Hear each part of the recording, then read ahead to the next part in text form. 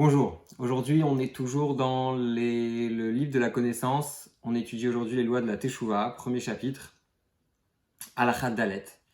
Et le Rambam nous dit que quand il s'agit de réparer les mitzvot positives, par exemple, quelqu'un qui n'a pas mis les tefilines, eh bien, donc on va lire ensemble, Avar Adam al mitzvah tasseh she'en ba karet. Une personne qui a transgressé une mitzvah positive dans laquelle il n'y a pas la punition de karet, va sa teshuvah, il a fait Teshuvah. Et nozaz misha machemochalin lo, donc on va lui pardonner tout de suite. Alors que, sur les mitzvot négatives, avar al mitzvot lota, c'est lorsqu'on a transgressé une mitzvah négative, tshuva tola veyom kippurim mechaper. La teshuva va faire dépendre les choses, alors que Yom Kippourim, donc le jour de Kippour, viendra pardonner cette mitzvah négative qu'on a, ce commandement négatif.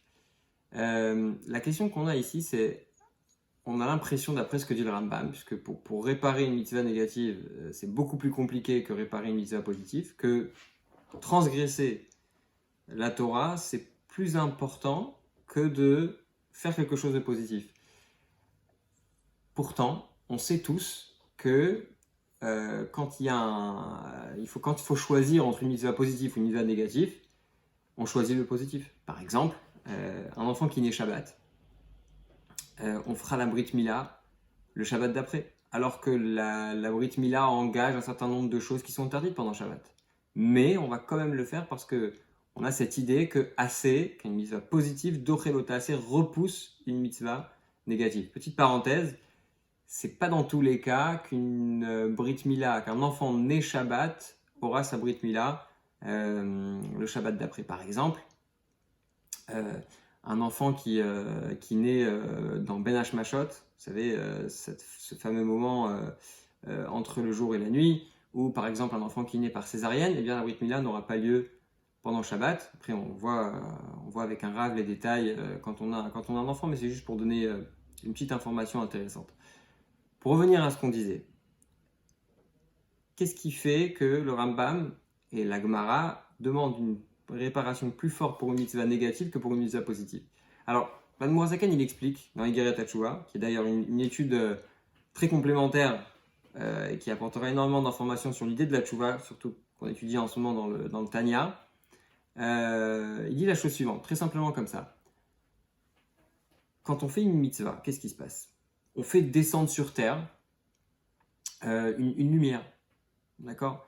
Et puis, quand on n'a pas fait descendre cette lumière sur terre, par exemple, on n'a pas mis les tefilines, donc on n'a pas eu cette connexion avec Hachem, eh bien, pour le réparer, on ne va pas réparer directement le manque de lumière. On peut pas réparer ça. Vous savez, quand on fait une mitzvah, on dit que les mitzvot, c'est comme les membres de Dieu. Et de la même façon que nos membres à nous, ils ont une vitalité qui vient de notre âme, la même chose, les mitzvot, ils ont une vitalité qui vient de Dieu. Et quand on a manqué cette mitzvah, on n'a pas fait venir cette vitalité dans le monde.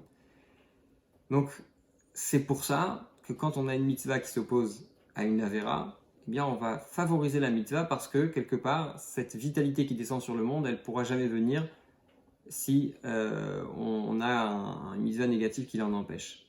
Et c'est la raison pour laquelle, en fait, quand on a fait quelque chose de négatif, la réparation elle est plus forte parce qu'elle est tout simplement possible. Alors que quand on a raté une mitzvah positive, on n'a pas vraiment de possibilité de réparer ça.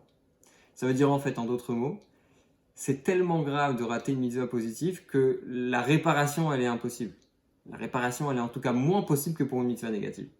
Pour résumer ce qu'on a dit, tout simplement, dans la Torah, on considère que réparer une mitzvah négative, c'est plus compliqué que de réparer une mitzvah positive parce que tout simplement, réparer une mitzvah positive, c'est faire descendre quelque chose qui a eu lieu à un moment et qui n'est plus possible aujourd'hui.